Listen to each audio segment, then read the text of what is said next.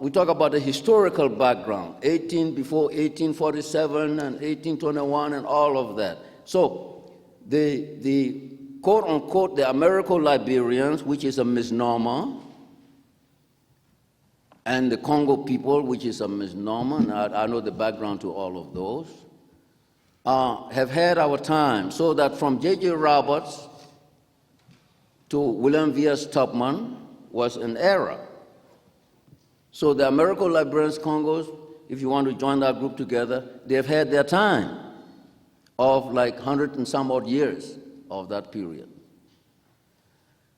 And then you got the Tubman and Tolbert era, which is part of the so-called Americo-Liberian Congo as it has turned out to be.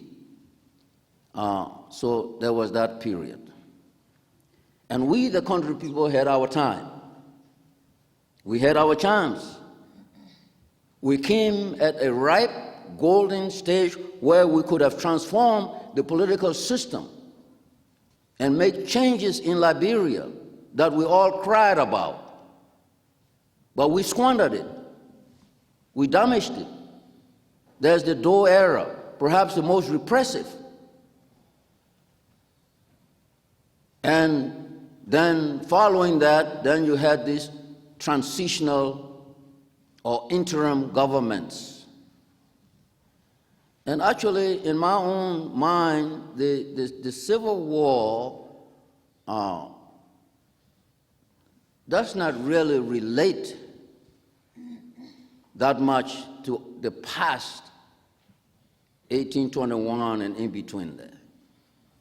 But what I have found out, it's basically fueled by greed and grabs for power. Who's going to rule? Who's going to see? You heard about the 10 parties and 10 candidates. Yeah, I saw them. In fact, I got a newspaper. I forgot the name of it, at the Daily Observer, with all of the candidates and the parties there, 10. And I said, why can't they consolidate and run against, say, Doe or somebody else? But it's greed that fueled it, power. I've been there, so I know. Greed that fueled it.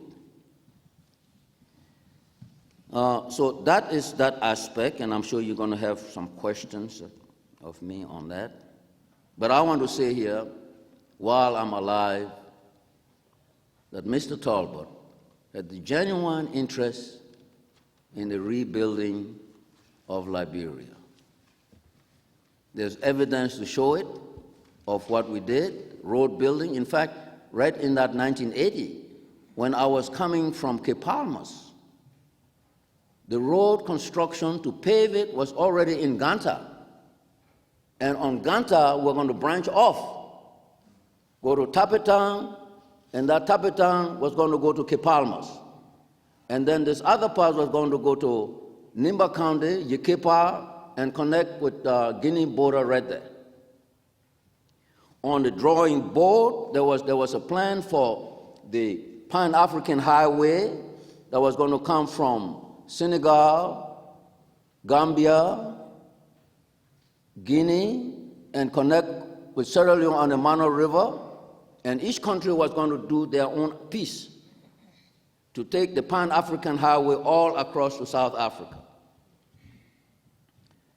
And one of the things, the feasibility things that was being done is that President sent me to the eastern part of Liberia to go and inspect with engineers, photographers, and to bring back a report on what it will take to build what we call the Atlantic Highway, coming from Cape Mount all the way to Cape Palmas on the sea coast. Because most roads went interior way, as you know. And before the roads went interior way, the river boat, you know, the canoes and the river things happened.